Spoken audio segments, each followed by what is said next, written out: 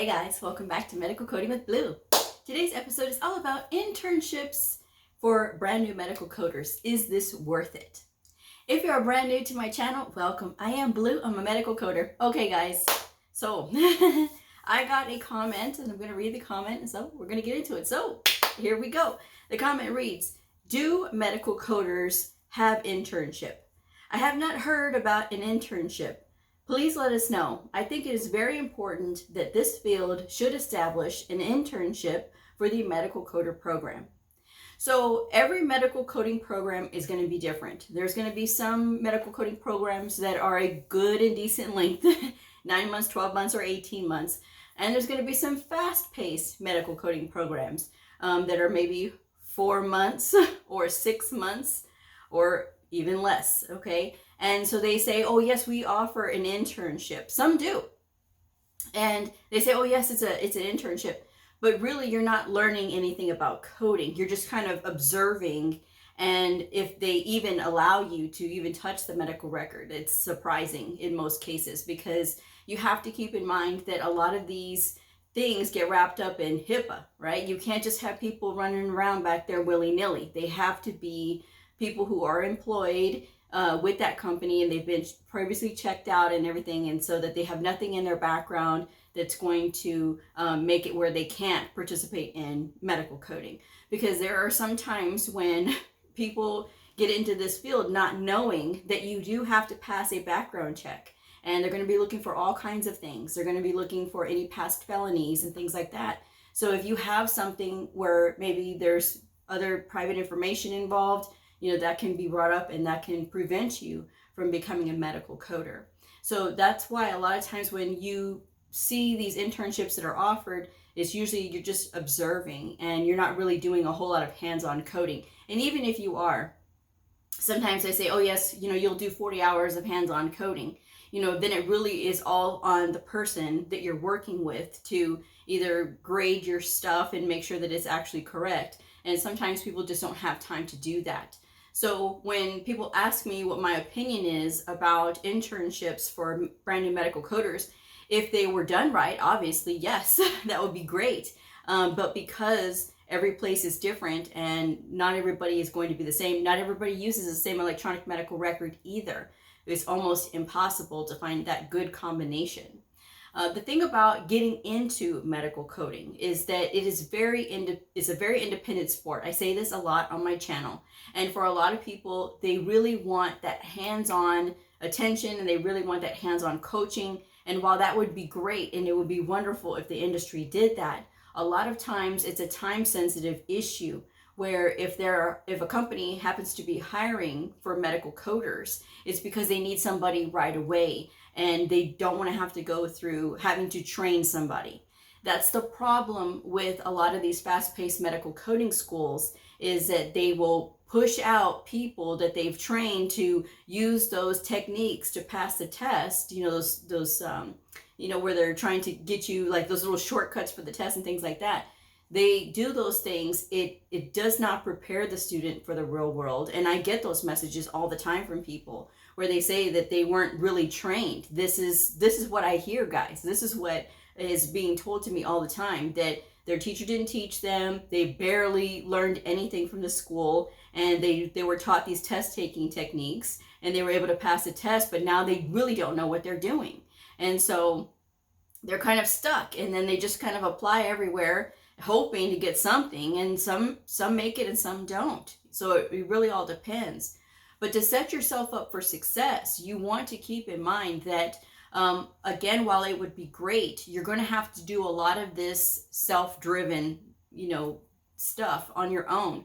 You're going to have to look for ways to practice. I will be doing another video about how to study for the outpatient setting coding. If you're going to take the exam, or even if you've already taken the exam and you feel like you need some supplemental study, this will help you. I've already done the one for the inpatient study, which aired on Monday the 2nd. So that's something that you could check out if you're interested. I always leave the independent study video link in the description box of all of my videos. So if you're interested in that and using that to supplement your learning, that can be very beneficial for you, you know, just doing that. And I will say this also, the things that you learn in internship are kind of like, they're almost, from what I've heard from a lot of these internships, because I didn't get an internship when I finished school. Mine was like, okay, you finished the school, now go out and apply. But the thing that you learn a lot on internships is like sometimes the basic stuff of the electronic medical record.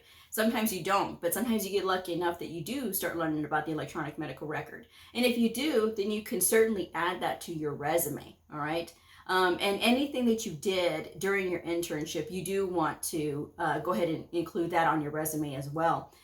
Because even if it's only for like a week, your 40 hours, you want to go ahead and add that. Let them know if you were coding, what did you code? Sometimes they have you code for like backlog and things like that. And if you happen to do that, then you can say I coded for, cardiology, or I coded for neurology, or whatever you coded for. And you can just say what you did and in the setting that you did it in. Was it for an inpatient setting? Was it for a professional fee? Was it for the outpatient setting? That's the kind of details that employers will look for in those resumes. But again, guys, the best bit of advice that I can give you, if you're feeling like, I really wish I could get some hands-on learning, the only way you're going to be able to do that is actually by getting in and actually working. That's the only way you're going to be able to do that.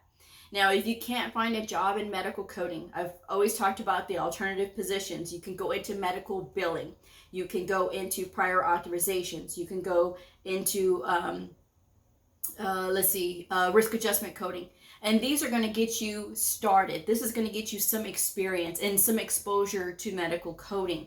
And that's really what you want, because even if you were starting off in billing, you're going to start seeing how the revenue cycle process works.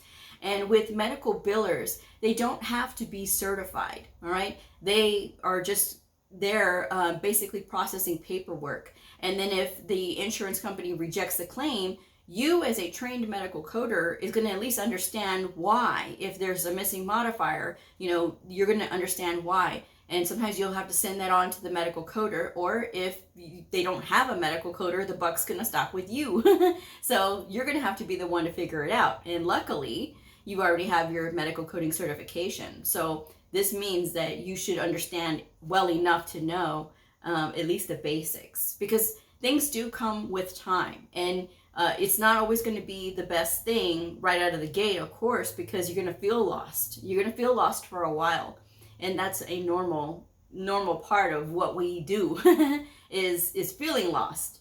But after a while, when you learn how to do your research, meaning that Google is your friend, and you're going to be able to look at your resources to help guide you to figure out some of these answers that maybe you really wish somebody would explain to you.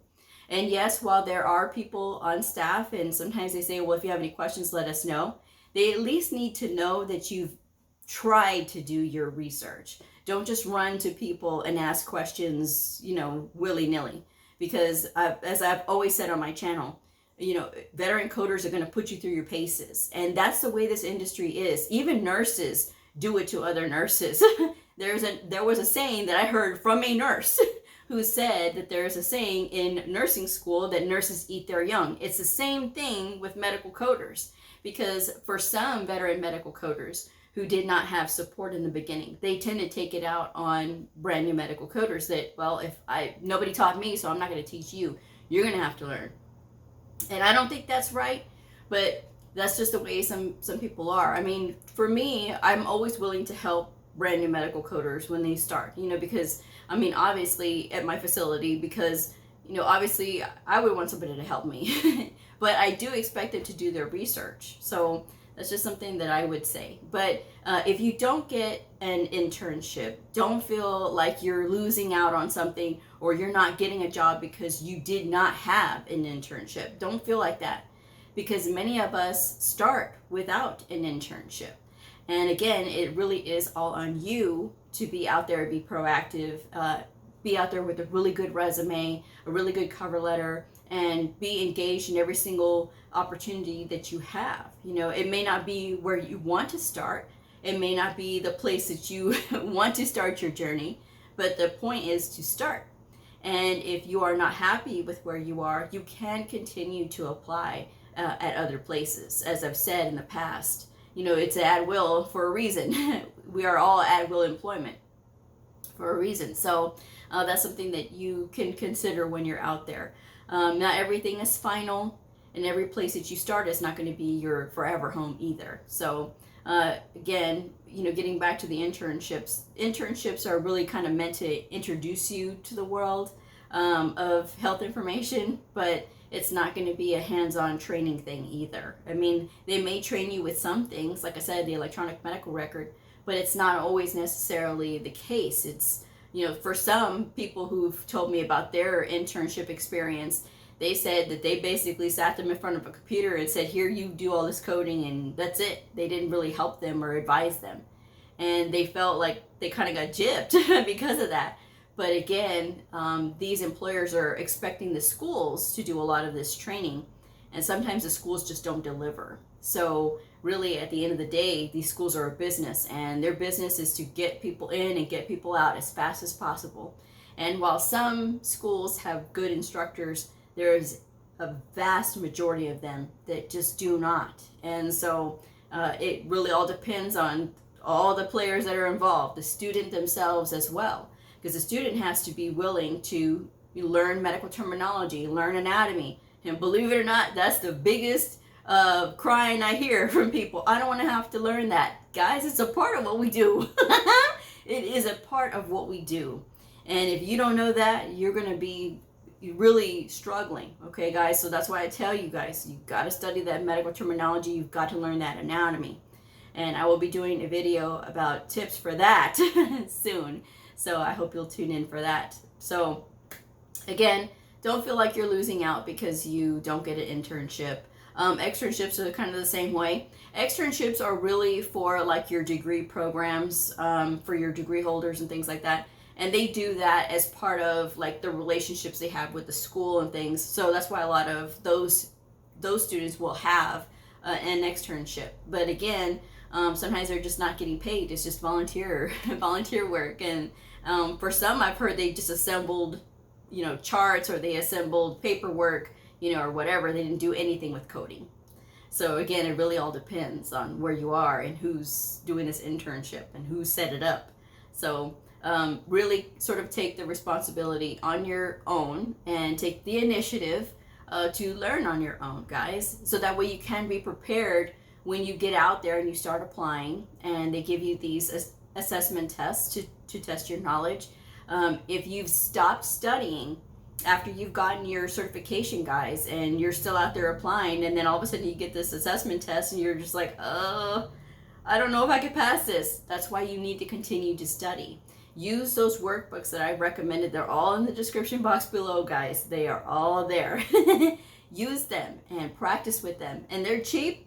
You can get them to practice with and keep practicing. If you find yourself that you get stuck, find yourself a mentor or find a tutor, so that way you can get those questions answered.